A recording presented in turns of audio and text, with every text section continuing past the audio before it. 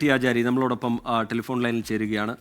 Sir, ഭരണഘടനാ ഭേദഗതി ബില്ലും ജമ്മുകശ്മീർ പുനഃസംഘടനാ ബില്ലും ഉൾപ്പെടെ ലോക്സഭയിൽ അവതരിപ്പിച്ചിരിക്കുകയാണ് കേന്ദ്രം. ഒരു അപ്രതീക്ഷിതമായ നീക്കം എന്ന് വിലയിരുത്തപ്പെടുന്ന തരത്തിലുള്ള നീക്കമാണ് കേന്ദ്ര സർക്കാരിൻ്റെ ഭാഗത്ത് നിന്ന് ഉണ്ടായിരിക്കുന്നത്. ഇതിലെ വ്യവസ്ഥയാണല്ലോ പ്രധാനം, അതാണല്ലോ വിവാദമാകുന്നത്, വിമർശനത്തിന് വിധേയമാകുന്നത്. താങ്കൾ എങ്ങനെയാണ് ഇതിനെ നോക്കിക്കാണുന്നത്? 30 ദിവസം കസ്റ്റഡിയിലെങ്കിൽ സ്വാഭാവികമായും സ്ഥാനം നഷ്ടപ്പെടുന്ന നിലയിലേക്ക് പോകുന്ന ഈ വ്യവസ്ഥ, അതിൽ അതിരൂക്ഷമായ വിമർശനം പ്രതിപക്ഷം ഉയർത്തുന്നു. താങ്കൾ എങ്ങനെയാണ് ഈ വ്യവസ്ഥകളെ നോക്കിക്കാണുന്നത്? എന്റെ അഭിപ്രായത്തിൽ തീരെ ആവശ്യമില്ലാത്ത ഒരു ബില്ലാണ്.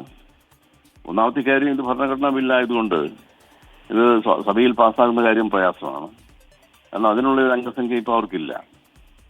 എല്ലാ എംപിമാരും ഇതിനകത്ത് വോട്ടിങ്ങിൽ പങ്കെടുക്കുകയാണെങ്കിൽ 366 മെമ്പർമാരുടെ സഹായം വേണം, സപ്പോർട്ട് വേണം. 366 ഇവർക്ക് ആകെ കൂടിയുള്ള 295 മറ്റോ 92 മറ്റോ ആണ്. അങ്ങനെയാണ് ഇന്നത്തെ കക്ഷി നില. അപ്പം അതുകൊണ്ട് ബില്ലൊന്നും പാസ്സായില്ല. രണ്ടാമത്തെ ബില്ലിന്റെ കാര്യം പറഞ്ഞാൽ തികച്ചും ആവശ്യം ഇല്ലാത്ത ഒരു ബില്ലാണത്. കാരണം ഇതൊക്കെ ഒരു പൊളിറ്റിക്കൽ ഇഷ്യൂ ആണ്.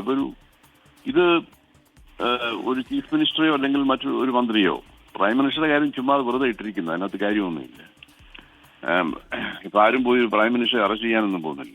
ഇവിടെ നടക്കുന്ന കാര്യം അതല്ല ഇഷ്യൂ എന്ന് പറഞ്ഞാൽ ചീഫ് മിനിസ്റ്റർമാര്, അതുപോലെ തന്നെ മന്ത്രിമാര്, ചില സ്റ്റേറ്റിൽ തമിഴ്നാട്ടിലൊക്കെ കണ്ട് മന്ത്രിക്കെതിരായിട്ട് കൺവിക്ഷനും കാര്യങ്ങളൊക്കെ ഉണ്ടാകുകയും പിന്നെ മന്ത്രി എടുക്കുകയും പിന്നെ വിടുകയും അങ്ങനെയൊക്കെയുള്ള പല പ്രശ്നങ്ങളും ഉണ്ടായിരുന്നു. പിന്നെ ഇവിടെയാണെങ്കിൽ രജനിയാണെങ്കിൽ ഈ ചീഫ് മിനിസ്റ്റർ കേജ്രിവാളിനെ അറസ്റ്റ് ചെയ്തു, കേജ്രിവാൾ രാജിവെച്ചില്ല. അപ്പൊ അന്നൊക്കെ അങ്ങനെയൊക്കെയാണ് അവർക്ക് ഒരുപക്ഷെ ഐഡിയ തോന്നിയിരിക്കുന്നത്. അത് ഇങ്ങനെ ഒരു സംഗതി സിറ്റുവേഷൻ ഉണ്ട്, അപ്പൊ അത് ഡീൽ ചെയ്യാൻ നമുക്ക് ഈ രീതിയിൽ കൈകാര്യം ചെയ്യാം. അങ്ങനെ വരുമ്പോൾ ഇപ്പൊ ഇതിലെന്താ പ്രശ്നം എന്ന് ചോദിച്ചു കഴിഞ്ഞാൽ, ഈ പൊളിറ്റിക്കൽ വെൻഡറ്റ എന്ന് പറയുന്ന ഒരു അവസ്ഥയുണ്ടല്ലോ. അപ്പൊ അതിന്റെ വിക്ടിംസ് ആയിരിക്കും ഈ പ്രതിപക്ഷ കക്ഷികൾ ഭരിക്കുന്ന സ്ഥലങ്ങളിലുള്ള മുഖ്യമന്ത്രിമാരും മന്ത്രിമാരും ഒക്കെ. അപ്പൊ അതുകൊണ്ട് അങ്ങനെ ഒരു സാഹചര്യം നിലനിൽക്കുന്നുണ്ട്. അത് റിയാലിറ്റി ആണല്ലോ, സത്യമാണല്ലോ അത്. അതുകൊണ്ട് ഇപ്പൊ സെൻട്രൽ ഗവൺമെന്റിന്റെ ഏതെങ്കിലും ഏജൻസി, EDO അല്ലെങ്കിൽ അതുപോലുള്ള ഏതെങ്കിലും ഏജൻസി പോയി അറസ്റ്റ് ചെയ്ത് കഴിഞ്ഞാൽ, EDO ഒക്കെ അറസ്റ്റ് ചെയ്ത് കഴിഞ്ഞാൽ പിന്നെ വിടുകയില്ലല്ലോ, പിന്നെ ജയിലിൽ കിടക്കേണ്ടി വരും. 30 ദിവസത്തിന്റെ കാര്യമേ ഉള്ളൂ. 30 ദിവസം കഴിയുമ്പോൾ ഓട്ടോമാറ്റിക്കലി ചീഫ് മിനിസ്റ്റർഷിപ്പ് നഷ്ടപ്പെടും. അങ്ങനെ പോയി കഴിഞ്ഞാൽ ആ പാർട്ടി വേണമെങ്കിൽ ബ്രേക്കപ്പ് ചെയ്യുക, അങ്ങനെ ഒരുപാട് കാര്യങ്ങളുണ്ട് അതിൽ. അപ്പൊ അങ്ങനെയുള്ള പോസിബിലിറ്റീസ് ഉണ്ട്. അപ്പൊ അതൊക്കെ മനസ്സിൽ കണ്ടുകൊണ്ടായിരിക്കണം ഒരുപക്ഷെ അങ്ങനെ ഒരു ഒരു ഒരു ഒരു ബില്ല് കൊണ്ടുവന്നിരിക്കുന്നത്, ഇങ്ങനെയുള്ള പ്രൊവിഷൻസ് വെച്ചൊരു ബില്ല്. അതായിരിക്കണം എന്ന് എനിക്ക് തോന്നുന്നു ഉദ്ദേശം. വളരെ പ്രധാനപ്പെട്ട ഭേദഗതികളാണ് ഇതിലൂടെ കേന്ദ്രം മുന്നോട്ട് വയ്ക്കുന്നത്. അതിൻ്റെ വിശദാംശങ്ങൾ നമ്മൾ സൂചിപ്പിച്ചു. അതിനൊരു ഒളിച്ചു കടത്തുന്ന സ്വഭാവമുണ്ട് എന്നുള്ളതാണ് പ്രതിപക്ഷം ഉയർത്തുന്ന പ്രധാനപ്പെട്ട ഒരു വിമർശനം. തീർത്തും അപ്രതീക്ഷിതമായി ഇങ്ങനെ ഒരു ബില്ല് സഭയിലേക്ക് എത്തുന്ന സാഹചര്യം, അതിലെ വ്യവസ്ഥകൾ വളരെ പ്രധാനമാണ് എന്നിരിക്കെ, മറ്റൊന്ന് ഈ കേന്ദ്ര ഏജൻസികൾ, ED പോലുള്ള കേന്ദ്ര അന്വേഷണ ഏജൻസികൾ കഴിഞ്ഞ 10 വർഷത്തിനിടയിലെടുത്ത കേസുകളുടെയൊക്കെ കണക്കുകൾ നമുക്ക് മുമ്പിലുണ്ട്. അത് വളരെ വലുതാണ്. അതിൽ തന്നെ പ്രതിപക്ഷ നേതാക്കൾക്കെതിരെ എടുത്ത കേസുകൾ, അത് രാഷ്ട്രീയ വേട്ട എന്ന വിമർശനമൊക്കെയായി വലിയ രീതിയിൽ ചർച്ച ചെയ്യപ്പെട്ട സാഹചര്യം. അതിനിടയിൽ കേന്ദ്ര സർക്കാരിന് ഈ ബില്ലുമായി വരുന്നതിൽ ഒരു ഗൂഢലക്ഷ്യമുണ്ട്, മറ്റൊരു അജണ്ടയുണ്ട് എന്നുള്ള പ്രതിപക്ഷ വിമർശനം മുഴച്ചു നിൽക്കില്ലേ ശ്രീ PDT ആചാരി? ഉണ്ടോ? തീർച്ചയായിട്ടും അങ്ങനെ ഒരു ആംഗിൾ അതിനകത്തുണ്ടല്ലോ. അല്ലെങ്കിൽ ഇത് തീയതി വിളിച്ചത് ഒരു കോൺസ്റ്റിറ്റ്യൂഷൻ അമെന്റ്മെന്റ് ലാസ്റ്റ്, ഈ സഭയുടെ ലാസ്റ്റ് ഡേ ആണെന്ന്, നാളെ മറ്റു ലാസ്റ്റ് ഡേ ആണെന്ന് തോന്നുന്നു.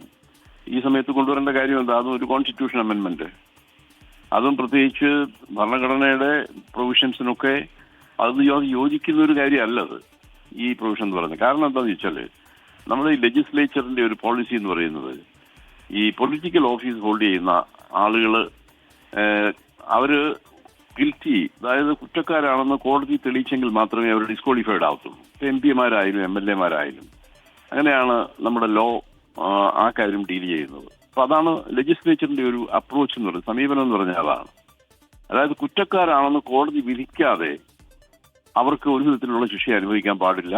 അവർ MP മാരാണെങ്കിൽ അവർ MP മാരായിട്ട് കണ്ടിന്യൂ ചെയ്യാം, MLA മാരാണെങ്കിൽ അങ്ങനെ കണ്ടിന്യൂ ചെയ്യാം. അപ്പൊ അതേ പ്രിൻസിപ്പിളാണ് ഇവിടെയും അപ്ലൈ ചെയ്യേണ്ടത്. ഒരു മന്ത്രി കുറ്റക്കാരൻ, ആർക്ക് വേണ്ടിയിട്ട് ഒരു മന്ത്രിയെ മേൽ കുറ്റം ആരോപിക്കാം. പക്ഷെ അങ്ങനെ വരുമ്പോൾ ആ മന്ത്രിയെ പിടിച്ച് ജയിലിട്ട് കഴിഞ്ഞാൽ മന്ത്രിയുടെ സ്ഥാനം നഷ്ടപ്പെടുക എന്നൊക്കെ പറയുന്നത്, അതിനകത്ത് എന്തോ ഒരു ഒരു ഒരു പ്രശ്നമുണ്ട്. ആ രീതിയിൽ ആ രീതിയിലല്ല നമ്മുടെ ലെജിസ്ലേച്ചറിന്റെ ഒരു അപ്രോച്ച് എന്ന് പറയുന്നത്. അതാണ് പ്രധാനം.